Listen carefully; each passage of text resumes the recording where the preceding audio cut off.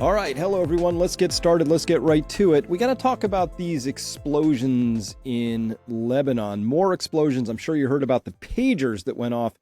Now it's spread. It's going to walkie-talkies, maybe other things. So if you didn't hear about it, well, several thousand small explosions, but very lethal because they happened on the sides of people. Here you see some guy, he's really severely wounded because he had a pager on his belt go off and rip into his sides there. And these are the little pagers down here. Let me get my tool out. Oh, wrong tool. You're going to like it better when I get the laser pointer. Yeah, so little pagers. Remember pagers? Well, they thought these were secure communications, and they started out looking like this, and then they ended up looking like these ripped fragments. They clearly had high explosives in them, and if we look at the amount of damage that we saw going on out here in these things here, we can see quite a bit of very intense damage going on. A lot of people wounded, thousands, several deaths, I think 9 or so. Some children were hurt, and it didn't stop there, of course. And this is the entire view of what's going on in just one hospital all across southern Lebanon, the country of Lebanon. People were injured by what's going on, and it looks like definitely high explosives is blowing out windows. This isn't like a battery caught fire. I'm sure you've all seen that. Yeah, you know what? Lithium batteries can be a little bit energetic. Maybe they contributed certainly to maybe the fire afterwards, but the explosions we saw off of these were clearly highly energetic. Not like a battery sort of catching fire and maybe going a little poof or even a pop. These were explosions. So I'm not sure how that happened. What a security failure for the Hezbollah operatives, and what an intense operation this must have been. But it changes a lot of things, not for the better, and we're going to talk about that. First, let's go to the idea that now walkie-talkies are starting to detonate across Lebanon. That's the report we have. We're going to have to get that confirmed, but I do see pictures like this one down here in the lower right of this set here. That's a walkie-talkie, clearly energetically blown up, and we see a car on fire. We see apartment fires. Obviously, there's lots and lots of fires and things going on all over the place. We see them as well. Here's a different apartment fire. I'm not sure if that's the same car we saw before, but we're being reported here that 24 hours after over 4,000 pagers exploded. 4,000, what an operation. Killing 12, injuring over 3,000. Well, I can't guarantee they were all Hezbollah terrorists. One man's terrorist, another man's fighter. Hard to say. Fresh explosions are now taking place in handheld walkie-talkies, VHF sets, also used by Hezbollah. And here's an example of one of those explosions. Notice here again, where you're going to see this ripping of the metal here, this ripping and the peeling of it. There's not a chance in the world that's what happens when a lithium battery just sort of catches fire. So this isn't overclocking, overheating the batteries. This is something else.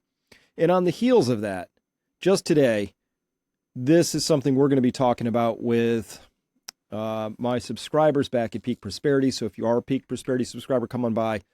This is deadly serious. We got to talk about what just happened. I think World War III, unfortunately, has officially begun. And I think it's connected to the Lebanon misadventure over here. I'm going to call it a misadventure. Adam Oni here, one star on Twitter, exemplifying, not to just pick on one person, but exemplifying what I think is very simplistic first level, first order thinking, says about the pager explosions, quote, "This seems like a very effective way to target terrorists and limit civilian casualties. Seems that there will be less collateral damage than a cruise missile or a drone strike," end quote. Now, the problem I have with this point of view is that this changes everything. It just, now imagine what happens that this attack vector has been opened up. Think about the impact on your life. Sure, it looks clever, and they temporarily put a small dent in what they're calling terrorists. Given our dependence on electronics, this is a very bad precedent. Here's why Edward Snowden said if it were iPhones that were leaving the factory with explosives inside, the media would be a hell of a lot faster to cotton on to what a horrific precedent has been set today. Nothing can justify this. It's a crime, and everyone in the world is less safe for it. Now, what is he talking about? He's talking about this. He's talking about, remember the underwear bomber? Maybe you don't. Omar Farouk Abdulmutallab. This is some guy, really low IQ, lots of questions about how he actually manufactured a complicated set of underwear with two separate types of explosives in there, and he was supposed to, remember, inject some liquid from a syringe, and it was going to cause the whole thing to blow up. So he was going to set off his own underwear bomb. I'm not sure the guy even understood what he was wearing, and it's very unclear how he even got his passport. Point being, good chance there was state level, let's just say, help that he got. I don't believe this gentleman manufactured his own underwear bomb. Doesn't matter how it happened necessarily, because what I want to talk about is that's how it started, and now everybody in the world has to do this to go in to get on a flight. So it started with an underwear bomb, and next thing you know, you're getting scanned and groped at TSA lines all over the world, in the United States, TSA, but security elsewhere. So this is why this is such a terrible precedent. Now consider, Matt Wallace reporting here that, and again, unconfirmed early stage reports, this is just, we're going to have to see what actually the truth is, but it's being reported home solar energy systems are now exploding in Beirut, Lebanon. Most intelligence agencies have known how to do this for years, but intentionally avoided it because the extreme global ramifications of opening the door to such horror. This is industrial sabotage, but it could strike even all the way down to the individual. Does this mean that anything with a lithium battery now, if whether it's a home solar system, a pager, a walkie-talkie, a cell phone, a car? Think of the ramifications of this. So yeah, those people like, oh, this is so cool. What a cool way to get at terrorists. Fine, you can think that, but you didn't think through all the impacts this has on the world. This is a horrible precedent that's been set. Whoever authorized this and thought this was a good idea is actually sponsoring state-level terror as far as I'm concerned, okay? So at any rate, advice here is turn the notifications on quickly. This guy's going to post a list of all the devices you potentially have to worry about. Don't panic, but be aware it's not out of the question we could see mass boom hacks of entire countries in the West soon. So what comes around goes around is the point of that, and a terrible, terrible precedent has been set. First, we can't trust our devices anymore, really? I'm going to have to worry that some rogue person, because I sent out a mean tweet or used the wrong phrase, forgot a pronoun, is going to set off my device, teach me a lesson, catch my house on fire in the middle of the night. This is awful. Terrible, terrible, because we need... Fourth turnings are marked by a profound loss of trust and faith in institutions. What could be more profound than this? Terrible, terrible precedent has been set. All travel guarantees going to become more difficult for the little people. I'm sure if you out there, all those of you who fly private jets, don't worry.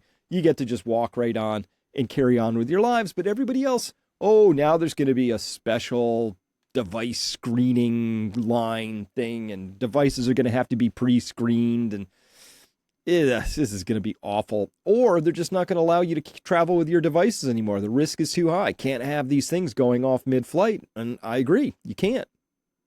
You can't. If it turns out this is some sort of a zero-day hack, well, and you can't get around it, and there's no way to protect it, guess what's going to happen? They're going to say all devices manufactured before this new date, when we started remanufacturing them in a way where this hack had been sort of rinsed out of the system, all those prior devices are going to have to be thrown away. This is going to cost you money, and it's going to be a big pain in the butt.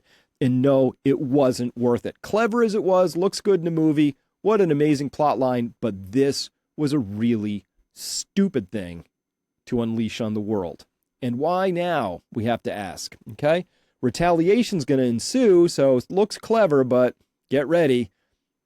People are going to be mad about this, and guess what? More mad people in the region of the Middle East could easily lead to tempers flaring even more than they already have. And by the way, if the Middle East fires up, you can kiss the economy and a huge number of jobs goodbye, maybe your own. I don't know. It depends what industry you're in.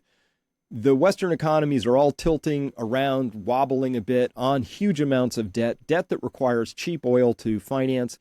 And if the Middle East fires up, there's a good chance oil becomes exceedingly expensive. That shock to the system will be very, very bad. But we might not have to wait for the Middle East to fire up, because we got this other thing going on we got to talk about. There was just an attack this morning, but this will have to be reserved for Peak Prosperity subscribers. We got to go over to that because, well, it's game on, I'm here. So Follow me back over there. Everybody else, please get ready, get prepared. You can feel it, right? It's coming. With that, see you next time. Bye for now.